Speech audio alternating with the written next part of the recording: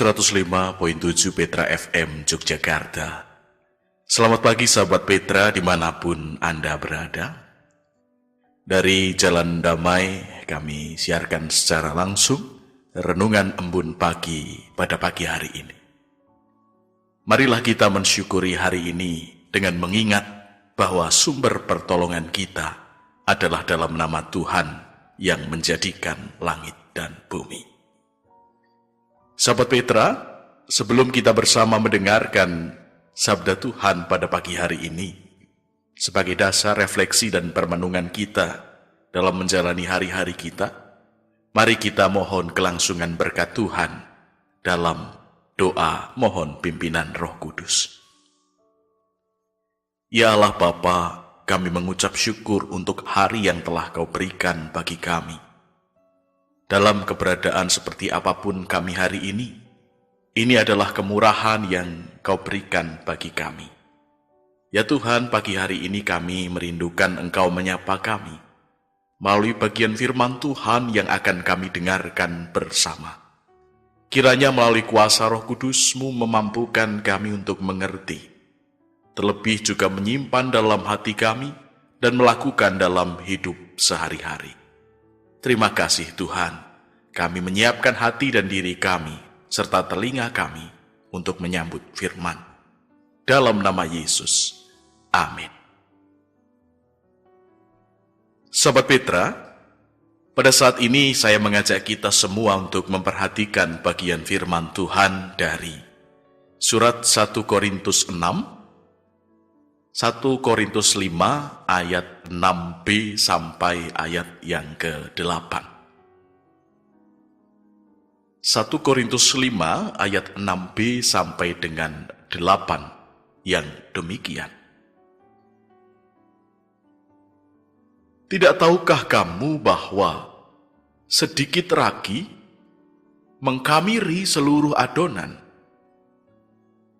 Buanglah ragi lama, supaya kamu menjadi adonan yang baru. Sebab kamu memang tidak beragi. Sebab anak domba Paskah kita juga telah disembelih, yaitu Kristus. Karena itu, marilah kita berpesta bukan dengan ragi yang lama, bukan pula dengan ragi keburukan dan kejahatan, tetapi dengan roti yang tidak beragi, yaitu kemurnian dan kebenaran. Demikianlah sabda Tuhan. Berbahagia setiap kita yang mendengar dan memelihara. Haleluya. Sahabat Petra, dimanapun Anda berada, dalam pembacaan berita di televisi atau dalam berita media lainnya, kita sering mendengar diksi atau penggunaan kata oknum. Dan kata oknum ini seringkali digunakan untuk menunjuk segelintir orang yang tindakannya tidak sesuai atau melanggar ketentuan kelompok. Sehingga oknum ini tidak bisa dianggap sebagai perwakilan dari kelompok itu. Misalnya, sekelompok pedagang besar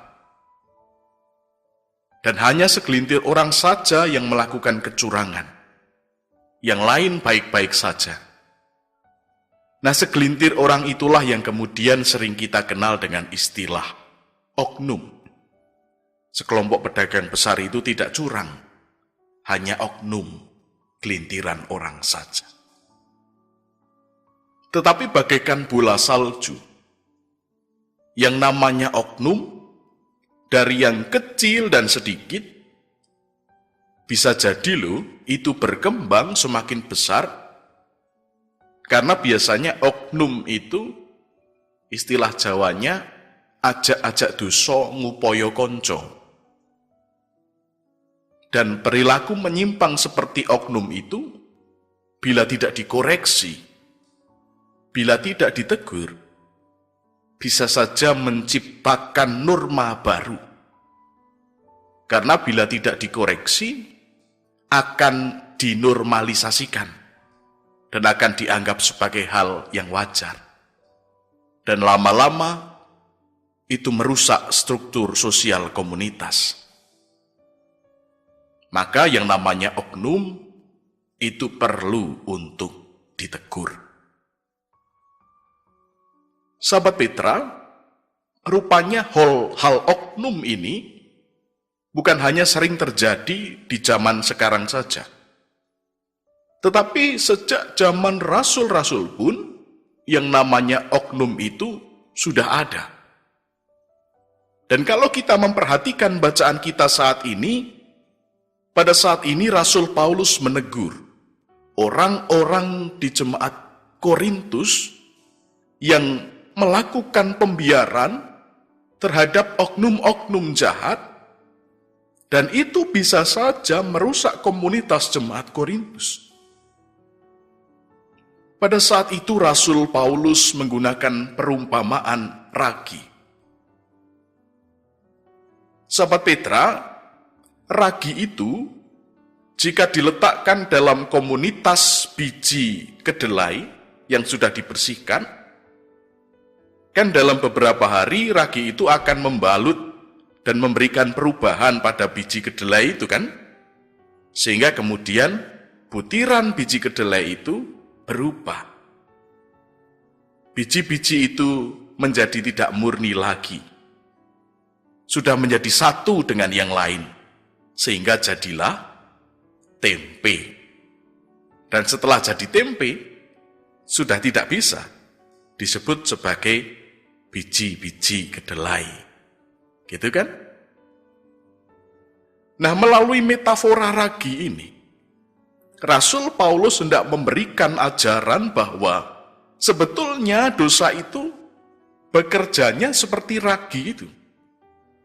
Dan dari sini sebetulnya Rasul Paulus hendak mengingatkan jemaat di Korintus, kalau dosa kok dibiarkan, itu dapat merusak dan mencemari seluruh kehidupan jemaat Korintus. Maka di dalam ayat yang ke-7 Rasul Paulus berbicara soal pentingnya membersihkan ragi lama agar menjadi adonan yang baru. Artinya ragi lama itu merupakan metafora dari dosa. Bahwa dosa itu harus dibersihkan. Dan ayat yang ke-7 juga mengatakan jangan sampai anak domba Paskah yang telah menebus karunia Allah itu menjadi sia-sia karena orang-orang itu tidak pernah menegur oknum-oknum yang berbuat jahat itu. Sehingga dari ajaran Rasul Paulus di sini kita bisa menangkap sebuah pesan bahwa toleransi terhadap dosa dalam komunitas kita itu dapat membawa dampak yang merusak. Bahkan sebagaimana bola salju yang digelundungkan. Jika dosa itu kok dibiarkan, jika oknum-oknum dosa itu dibiarkan, itu akan membawa kerusakan yang semakin besar. Maka oknum itu harus ditegur, harus diperingatkan. Sahabat Petra yang terkasih, karena itu Rasul Paulus mengajak kita semua untuk tidak main-main dengan dosa, sekecil apapun bentuknya.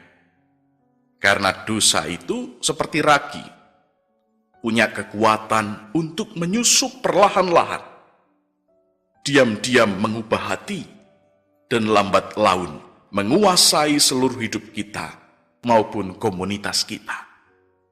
Maka kita diajak untuk menjadi adonan yang baru, adonan yang tidak beragi. Artinya hidup murni, hidup yang tidak cemar oleh kebiasaan atau pola pikir duniawi yang bertentangan dengan kehendak Allah.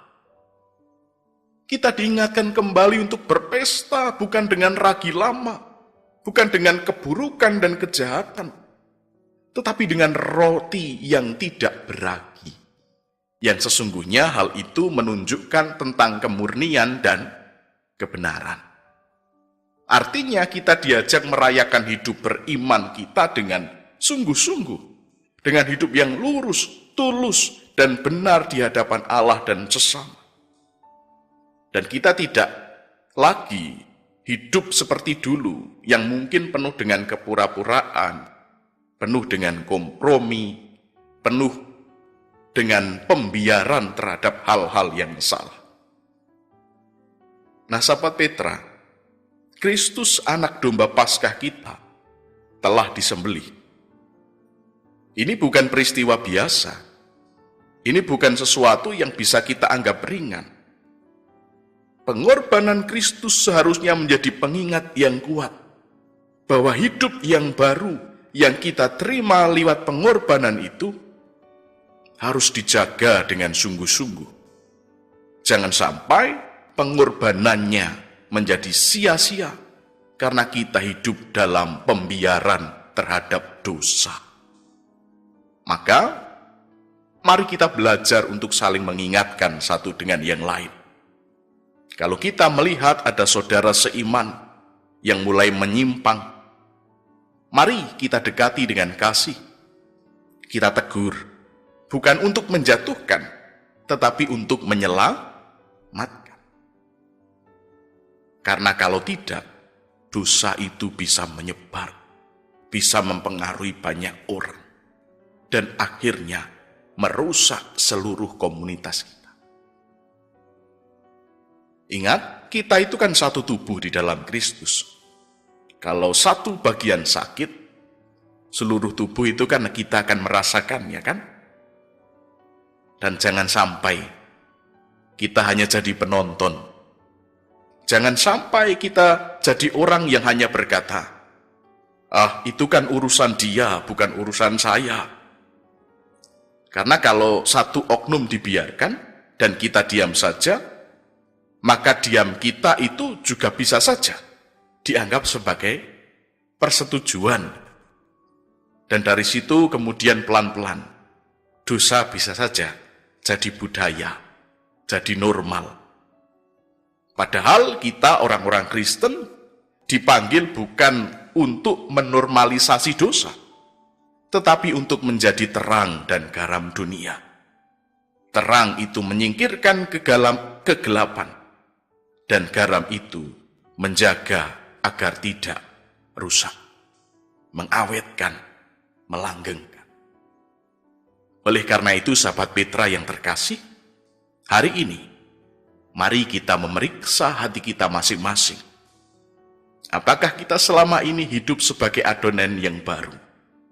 Apakah kita menjaga kemurnian dan kebenaran dalam hidup kita?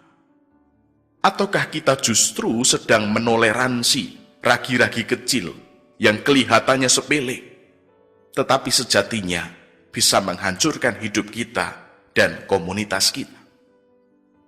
Dan kalau kita sadar bahwa kita adalah oknum itu yang sudah menyimpang, yang sudah tidak hidup dalam kebenaran, maka belum terlambat untuk bertobat. Pengorbanan Kristus masih berlaku, kasih-Nya masih terbuka, dan pengampunannya masih tersedia. Tapi jangan tunggu hari esok. Hari ini adalah waktu yang tepat untuk berbalik, untuk dibersihkan, dan menjadi adonan yang baru. Amin. Sahabat Petra, mari kita mensyukuri firman Tuhan pagi hari ini dengan berdoa. Ya Allah, kami bersyukur karena sabda-Mu pagi hari ini mengingatkan kami tentang pentingnya hidup yang membersihkan oknum yang jahat, sebab itu bisa mempengaruhi kehidupan kami dan juga komunitas kami. Oleh karena itu Tuhan, melalui hikmat-Mu mampukanlah kami untuk bisa menjadi orang-orang yang tidak membiarkan kejahatan, tetapi kami semua dimampukan untuk bisa memberikan teguran, memberikan ungkapan kasih yang kemudian menjadikan hidup bersama menjadi semakin baik. Oleh karena itu ya Tuhan, melalui kuasa Roh Kudus-Mu, kiranya Engkau memampukan kami untuk melakukannya. Ya Allah Bapa, pada saat ini kami menyerahkan kelangsungan hidup kami dan juga aktivitas yang akan kami jalani di hari ini. Kiranya Tuhan akan memberikan berkat kami yang akan bekerja, kami yang di rumah, kami yang sekolah, kami yang saat ini sedang sakit, kami yang saat ini sedang susah. Sebagaimana Tuhan memberkati, begitupun kami dalam berbagai keadaan kami. Kiranya kami juga boleh merasakan sukacita karena berkat Tuhan hadir bersama dengan kami. Inilah ya Tuhan seru dan pengharapan kami. Doa yang jauh dari sempurna, kesempurnaannya kami minta dalam nama Yesus Kristus Putra Allah, Tuhan dan Juru Selamat kami yang hidup. Haleluya. Amin. Sahabat Petra dimanapun Anda berada, demikianlah renungan embun pagi menyapa kita di ruang dengar Anda pada saat ini.